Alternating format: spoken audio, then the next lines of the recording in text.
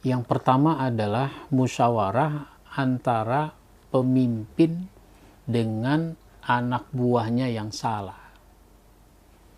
Nah, doa itu biasanya dari hati yang paling dalam. Nah, tapi karena ini berumah tangga sudah menghasilkan anak, maka suami istri yang sudah bercerai itu disuruh bermusyawarah dalam kaitan dengan anak.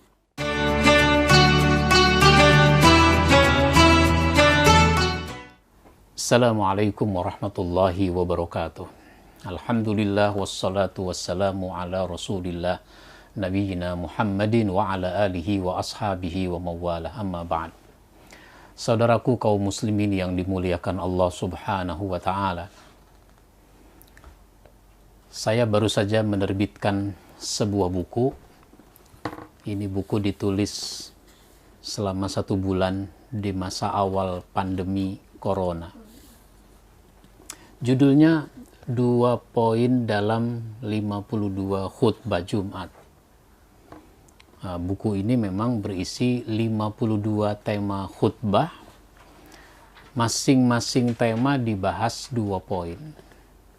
Ini untuk membantu para khotib, para mubalik agar bisa menyampaikan materi dakwah dengan bervariasi. Satu di antara tema yang ada di dalam buku ini adalah 2 musyawarah yang berat. Musyawarah ini kan memang diperintah untuk kita laksanakan. Tapi ternyata ada musyawarah yang berat untuk dilaksanakan. Yang pertama adalah musyawarah antara pemimpin dengan anak buahnya yang salah. Biasanya kalau anak buah melakukan kesalahan, apalagi kesalahan yang sangat fatal, itu yang paling enak adalah dipecat, diberhentikan. Tapi ternyata dalam perjuangan tidak begitu. Rasulullah Shallallahu Alaihi Wasallam mengalaminya. Dulu ada perang namanya Perang Uhud. Perang Uhud awalnya menang, tapi berakhir dengan kekalahan. 70 sahabat meninggal. Di antara yang meninggal pamannya Hamzah. Rasul kecewa berat. Kecewa bukan karena kalahnya, tapi kalah ini dengan sebab kelalaian sebagian sahabat. Itu yang membuat beliau kecewa. Dalam suasana kecewa seperti itu, ternyata Allah subhanahu wa ta'ala menurunkan surat Ali Imran ayat 159 yang memberikan arahan kepada Nabi. Fabima rahmatin minallahi lintalahum walau kunta fazzan ghalizal qalbi lan faddu min haulik.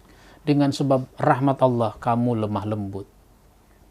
Kalau kamu berhati kasar, tentu orang akan menjauh dari sekelilingmu. Maka Rasulullah Shallallahu Alaihi Wasallam diarahkan di dalam ayat ini dengan 3 arahan.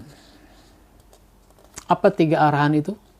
Yang pertama adalah fa'fu anhum, maafkan mereka. Memaafkan kesalahan orang lain ini merupakan salah satu cirinya orang takwa. Maka Rasulullah diperintahkan untuk memaafkan kesalahan sahabat.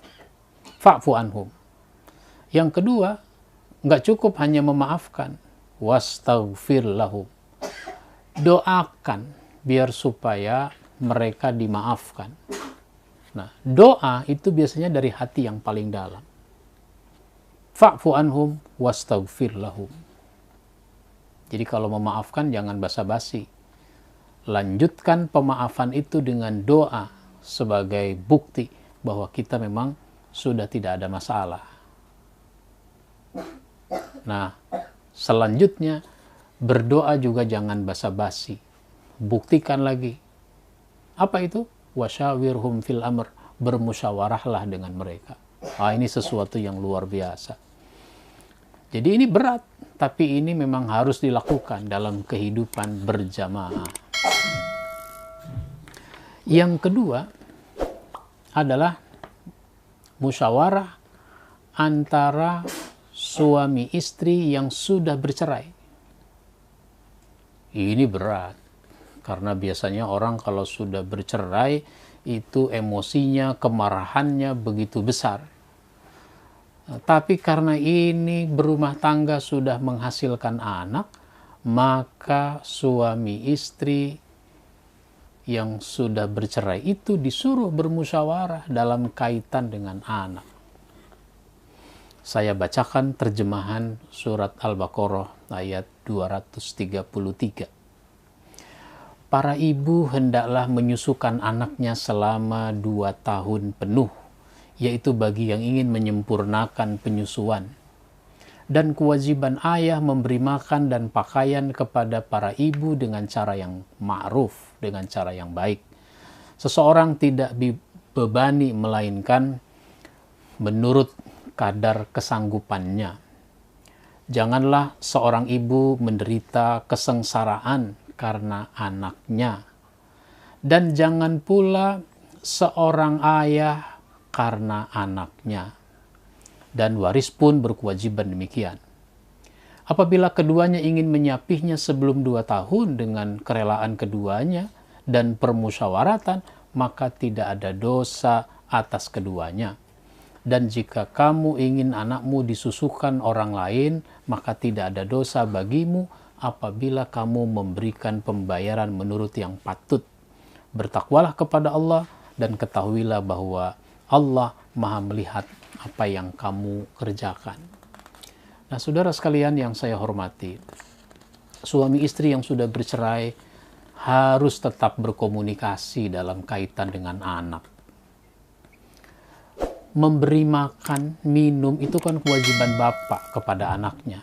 Maka ketika anaknya masih bayi yang masih dalam penyusuan ibu, maka si bapak harus memberikan upah biaya menyusui kepada si mantan istrinya.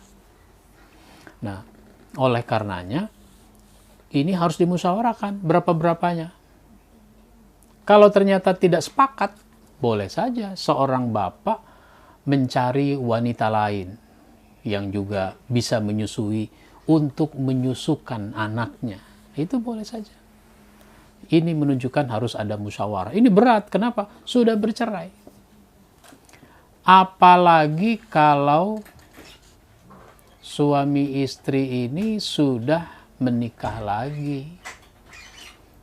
Nah, sudah menikah lagi. Ini nanti akan membuat keadaan semakin berat. Tapi inilah yang harus dilakukan. Suami istri tetap harus bermusyawarah dalam kaitan dengan anak. Demikian yang saya sampaikan. Mudah-mudahan buku ini memberi manfaat untuk kita semua. Wabil khusus kepada para khotib, para mubalik untuk bisa menyampaikan materi dakwah yang banyak, bervariasi, dan pencerahan bagi jamaahnya. Wabillahi taufiq wal hidayah. Wassalamualaikum warahmatullahi wabarakatuh.